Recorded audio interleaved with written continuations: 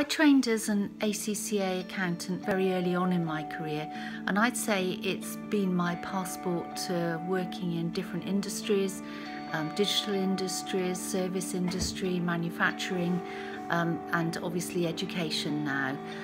I think one of the things about doing a professional qualification is that it gives you a real credibility. You're professionally trained, you have technical skills, but you also have professional skills.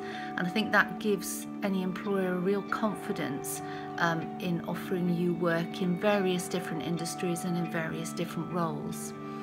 At the ACCA provision at the British College, you'll find that it's got gold approved status with ACCA, and that guarantees a level of quality and standards, and teachers who are really connected and really interested in the subject.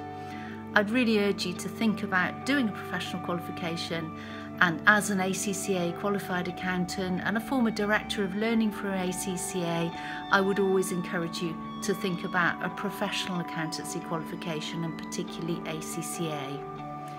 I wish you luck with whatever you choose to do.